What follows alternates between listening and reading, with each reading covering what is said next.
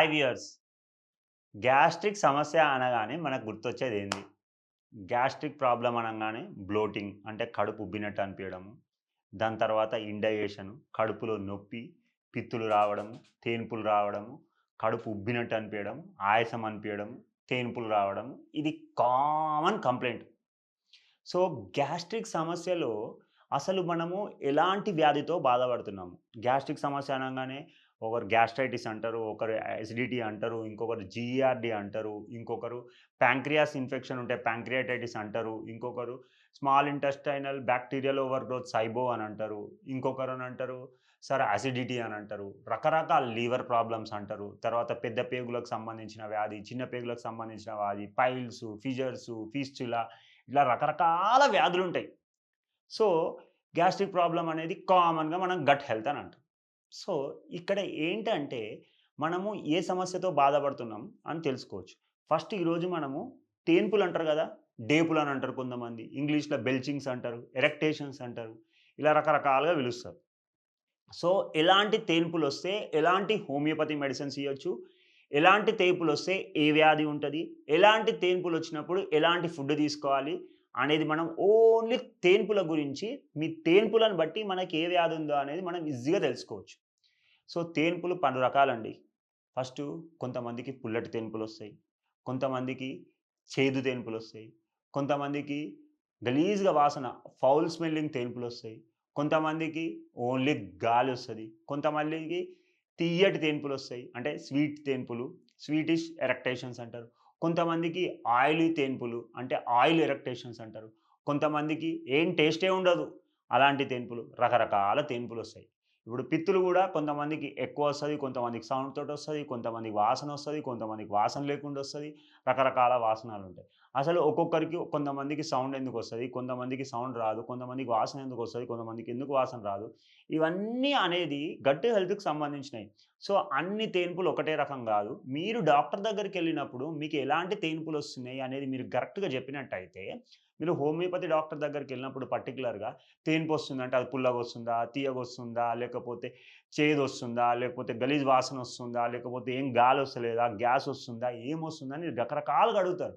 ఎందుకు అనంటే, ఒక్కొక్క తేన్పుకి అంటే ఒక్కొక్క రకంకి ఒక్కొక్క మందుంటది. అంటే ఎందుకు అనంటే, ఈ తేన్పులు ఒక వ్యాధి ప్యాంక్రియాస్ సమస్యతో బాధపడుతుంటే ఒకలాంటి తేన్పులొస్తాయి. సో, దాని గురించి మనం బ్రీఫ్‌గా ఇయాల తెలుసుకుందాం. ఎవరికైతే పుల్లటి తేన్పులొస్తాయి.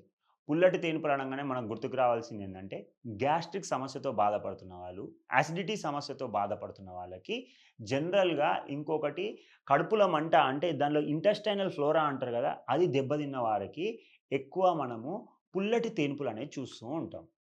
ఇంకొకటి బిట్టర్ ఎరక్టేషన్స్ అంటే చేదు తేన్పులు. చేదు తేన్పులు ఎప్పుడొస్తాయంటే గుర్తుపెట్టుకోండి. మనకి ఎప్పుడైతే గాల్ బ్లాడర్‌లో ప్రాబ్లమ్ ఉంటే, గాల్ బ్లాడర్ ఏం జేస్తుంది? బైల్‌ని సెక్రీట్ జేస్తుంది. ఆ బైల్ అనేది మనకి తేన్పుల రూపంలో వచ్చినప్పుడు మనకి చేదు తేన్పులొస్తాయి. ఇంకొకటేందంటే, చేదు తేన్పులు ఇంకో కొన్ని సందర్భాలలో గూడా ఒస్తాయి. ఏంది అనంటే, మనకి జీఈఆర్‌డీ గ్యాస్ట్రో ఈసోఫేజియల్ రిఫ్లెక్స్ డిసీజ్‌లో గూడా చేదు తేన్పులనేది మనము చూస్తూ ఉంటాము. ఇంకొకటి ఏంటి అనంటే, మన స్పింక్టర్ లోవర్ ఈసోఫేజియల్ స్పింక్టర్ ఆ స్పింక్టర్ వీక్‌గా ఉన్నప్పుడు గూడా ఈ ఈసోఫేగస్‌కి, ఇంకొక అన్ననాళంకి, ఇంకొకటి స్టమక్‌కి మధ్యలో ఒక వాచర్ ఉంటది. ఆ వాచర్ లూజ్ ఉన్నప్పుడు గూడా దాన్నే లోవర్ ఈసోఫేజియల్ స్పింక్టర్ అంటారు. అప్పుడు ఆ గ్యాస్ పైకి నెట్టేయడం వల్ల మనకేమైతుంది అనంటే, అప్పుడు ఏమైతది మనకి బిట్టర్ అంటే చేదు తేన్పులు రావడం జరుగుతుంది. ఇంకొకటి మూడోది ఏం జెప్పాను మీకు? ఫౌల్ స్మెల్ ఎరక్టేషన్స్ అంటే కుళ్ళిపోయిన ఇప్పుడు ఒక గుడ్డు పలగొడితే ఎలాంటి వాసనొస్తదో, బయట కుళ్ళిపోయినట్టొస్తది గదా! కొంచెం పగిలిపోయి కింద పడేస్తే. అలాంటి వాసన ఎప్పుడొస్తది అనంటే, మనకు ప్రోటీన్ మెటబాలిజం. ప్రోటీన్ ఎక్కువ తింటాం గదండీ! ఇయాల రేపు అందరూ మజిల్ బిల్డింగ్ గావాలని జెప్పేసి చాలా ప్రోటీన్ ఎక్కువ తింటున్నారు. ఏదైనా అతి మంచిది గాదు. అట్లని తక్కువ గూడా ఉండొద్దు. నార్మల్‌గా ఉండాలి మోడరేట్‌గా. సో, అతిగా తీసుకోవడం వల్ల ఇండైజెషన్ అయితే, సరిగ్గా ప్రోటీన్ మెటబాలిజం కాకపోతే అప్పుడేమవుతుంది? అది మొటిలిటీ అనంటే మూవ్‌మెంట్ మన ఎప్పుడైతే స్మాల్ ఇంటెస్టైన్ ఇప్పుడు పొట్ట నుంచి స్మాల్ ఇంటెస్టైన్ అంటే చిన్న పేగు, చిన్న పేగు నుంచి పెద్ద పేగు, పెద్ద పేగు ద్వారా మోషన్ ఎళ్ళిపోతాం. కానీ ఈ మూవ్‌మెంట్ ఎప్పుడైతే మొటిలిటీ అనేది స్లోగుంటదో, స్టాగ్నేట్ అయ్యి ఉంటదో, అప్పుడేమైతది? పుట్రిఫికేషన్ అంటే కుళ్ళిపోవడం జరుగుతది మన పొట్టలోనే. అప్పుడు ఏమైతది తేన్పులొస్తాయి. అప్పుడు మనకేమొస్తది అనంటే ఈ ఫౌల్ స్మెల్ అంటే గలీజ్ వాసనలాగా తేన్పులు రావడం జరుగుతుంది. కొన్ని సందర్భాలలో స్వీట్ ఎరక్టేషన్స్ అంటే తియ్యగా రావడం జరుగుతుంది. స్వీట్ అనంగానే మనకు గుర్తుకు రావాల్సిందేంది? కార్బోహైడ్రేట్స్. ఎప్పుడైతే కార్బోహైడ్రేట్ మెటబాలిజం పూర్‌గా ఉంటుందో, ఆటోమేటిక్‌గా మనకి ఇంకొకటి small intestinal bacterial over growth ఇది ఉన్నప్పుడు ఏమైతుంది అనంటే, మనకి తేన్పులు స్వీట్ ఎక్కువ తీసుకున్నప్పుడు, కార్బోహైడ్రేట్ మెటబాలిజం పూర్‌గా ఉన్నప్పుడు, స్వీట్ ఎరక్టేషన్స్ అంటే తీయని తేన్పులు రావడం చూస్తుంటాము. ఇంకొకటి ఆయిల్ లైక్ ఎరక్టేషన్స్ అంటే నోట్లో తేన్పులొస్తాయి. ఆయిల్ లాగా ఫీలింగ్ ఉంటది. అదెప్పుడొస్తది? లిపిడ్ మెటబాలిజం అంటే లిపిడ్స్, ఫ్యాట్స్ అనేటివి సరిగ్గా మెటబాలిజం డైజెషన్ కానప్పుడు మనకి తేన్పులు ఆయిల్ లాగా వస్తాయి. అదెప్పుడు చూస్తాం మనము? ప్యాంక్రియాటైటిస్ కండిషన్‌లో, ఇంకొకటి గాల్ బ్లాడర్ ఏదన్నా ప్రాబ్లమ్ ఉన్నప్పుడు మనము ఇది ఆయిల్ లైక్ ఎరక్టేషన్స్ అంటే ఆయిల్ లైక్ తేన్పులు నోట్లో ఆయిల్ పేరుకుపోయినట్టు అనిపిస్తది. ఎందుకు? ప్యాంక్రియాసే లైపేస్ అనే ఒక ఎంజైమ్ ప్రొడ్యూస్ చేస్తుంది. ఆ లైపేస్ అనే ఎంజైమ్ ఏం చేస్తుంది అనంటే ఈ ఫ్యాట్స్‌ని బ్రేక్ చేస్తుంది. ఆ ఎంజైమ్ సరిగ్గా ఉత్పత్తి కాకపోతే ప్యాంక్రియాస్‌లో ఏదైనా ఇన్ఫెక్షన్ ఉండడం వల్ల అప్పుడు ఫ్యాట్స్ బ్రేక్ కాకపోవడం వల్ల మనకి నోట్లో ఆయిల్ లైక్ అంటే ఇది ఆయిల్ లైక్ ఎరక్టేషన్స్ అంటే అలాంటి తేన్పులు రావడం చూస్తాము. నూనె ఎగేరుకున్నప్పుడు. ఇంకా కొన్ని సందర్భాలలో బర్నింగ్ ఎరక్టేషన్స్ అంటే మంట ఎరక్టేషన్స్ ఎప్పుడు ఉంటాయంటే గుర్తుపెట్టుకోండి. ఎప్పుడైతే మనకి గాల్ బ్లాడర్‌లో ఇన్ఫెక్షన్ ఉన్నా గాని, హెచ్ హ పైలోరి, హెలికోబాక్టర్ పైలోరి అనే బ్యాక్టీరియా వల్ల సరిగ్గా డైజెషన్ గాకపోవడం వల్ల అప్పుడు గ్యాస్ట్రైటిస్ డెవలప్ అవుతుంది. అలాంటి సందర్భాలలో తేన్పులు, మంట అనేది చాలా చూస్తాం. అలాంటి సందర్భాలలో ఏమవుతుందంటే బర్నింగ్ ఎరక్టేషన్స్ చూస్తాం. కొన్ని సందర్భాలలో స్పైసీ ఎరక్టేషన్స్ అంటే కారం అనిపిస్తది. అంటే అదెప్పుడు చూస్తాము? ఆల్కహాల్ తీసుకున్నప్పుడు, కారం ఎక్కువ ఫుడ్ తీసుకున్నప్పుడు స్పైసీ ఎరక్టేషన్స్ చూస్తాం. కొన్ని సందర్భాలలో ఎంప్టీ ఎరక్టేషన్స్. ఎంప్టీ అంటే తేన్పొస్తది. ఏముండదు. జస్ట్ నోట్లోకెళ్ళి గాలి పోయినట్టు అనిపిస్తది. ఇది ఎప్పుడు చూస్తామంటే స్ట్రెస్ ఎక్కువ ఉన్నప్పుడు నోట్లో నుంచి గాలి పోతే ఒక రిలాక్స్‌డ్ ఫీలింగ్ ఉంటది.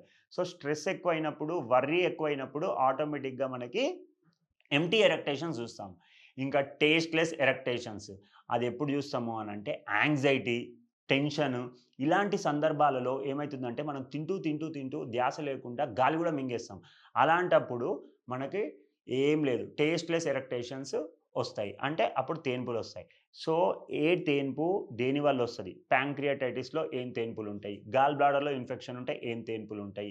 లేకపోతే పెప్టిక్ అల్సర్స్‌లో ఏం తేన్పులుంటాయి? చెప్పాను గదా! మీకు పెప్టిక్ అల్సర్స్‌లో, గ్యాస్ట్రిక్ ప్రాబ్లమ్‌లో పుల్లటి తేన్పులు రావడం జరుగుతుంది. ఇట్లా లేకపోతే గాల్ బ్లాడర్‌లో అయితే బర్నింగ్ సెన్సేషన్ ఉంటది. దానివల్ల మనకేమైతది చేదు తేన్పులు రావడం జరుగుతుంది. ఆయిలీ తేన్పులు ఎప్పుడొస్తాయి? ప్యాంక్రియాటైటిస్ ఉంటే ఆయిలీ తేన్పులు రావడం జరుగుతది.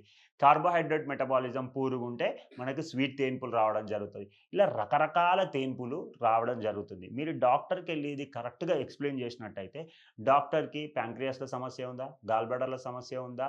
స్మాల్ ఇంటెస్టైన్ చిన్న పేగులో సమస్య ఉందా? పెద్ద పేగులో సమస్య ఉందా? లేపోతే స్టమక్‌లో ఏమైనా సమస్య ఉందా? లేపోతే డియోడినంలో ఏమైనా సమస్య ఉందా? లేపోతే ఈసోఫేగస్‌లో ఏమైనా సమస్య ఉందా? డైజెషన్ ఎందుకు గావట్లేదు? లివర్‌లో ఏమైనా ప్రాబ్లమ్ ఉందా? అనేది అర్థమైతది. తద్వారా డాక్టర్ ఏం చేస్తాడు? సరే ఈ ప్రాబ్లమ్ ఉంది, ఇందుకుంది, ఈ టెస్ట్ చేయించుకోండి అంటారు. అప్పుడు నిర్ధారణకొస్తది. అప్పుడు మెడిసిన్ ఇయ్యడం జరుగుతది. దాని ద్వారా ఏమైతుంది అనంటే మీకు ఆటోమేటిక్‌గా క్యూర్ అనేది ఈజీగా జరుగుతది. అందుకే హోమియోపతిలో పుల్లటి తేన్పులకు ఒక మందు, తీయని తేన్పులకు ఒక మందు, లేకపోతే చేదుగుంటే ఒక మందు. ఇట్లా రకరకాల మెడిసిన్ చైనా అని, లైకోపోడియం అని, కార్బోవెజ్ అని, నక్స్వామికా అని, నాట్రమ్ ఫాస్ అని, కాలిసల్ఫ్ అని, కాల్కేరియా కార్బ్ అని, మెగ్నీషియం కార్బ్ అని, మెగ్నీషియం సల్ఫ్ అని, మెగ్నీషియం మ్యూర్ అని ఇలా రకరకాల మందులుంటాయి. సో, మనిషి యొక్క తత్వము, మనిషి యొక్క ఆహారపు అలవాట్ల, వాళ్ళ శరీరపు అలవాట్లు ఖచ్చితంగా తగ్గుతదండి. పైల్స్ సమస్య ఎందుకొస్తది? మళ్ళా పైల్స్‌లో ఎ ఎలాంటి సమస్య ఉంటే పైల్స్ ఒస్తది? ఎలాంటి సమస్య ఉంటే ఫిషర్స్ ఒస్తాయి? అసలు గట్ హెల్త్‌కి సంబంధించినయి హోమియోపతిలో దివ్యౌషధం అద్భుతమైనటువంటి మందులున్నాయి. మంచిగా డయాగ్నోస్ జేస్తే ఎంత మంచిగా క్యూర్ అవుతుందంటే మళ్ళీ ఎప్పుడు మీకు హ్యాపీగా ఎలాంటి సమస్య లేకుండా మీకు నచ్చింది తినుకుంటూ హ్యాపీగా ఎంజాయ్ జేసుకుంటూ ఆరామ్సే మీకు గట్ హెల్త్ అనేది ఖచ్చితంగా క్యూర్ అవ్వడం అనేది జరుగుతుంది. సో, మీరు ఇంకా ఏమైనా డౌట్స్ ఉంటే కింద నంబర్ స్క్రోల్ అవుతుంది. ఆ నంబర్‌ని సంప్రదించండి. Thank you. వ్యూవర్స్.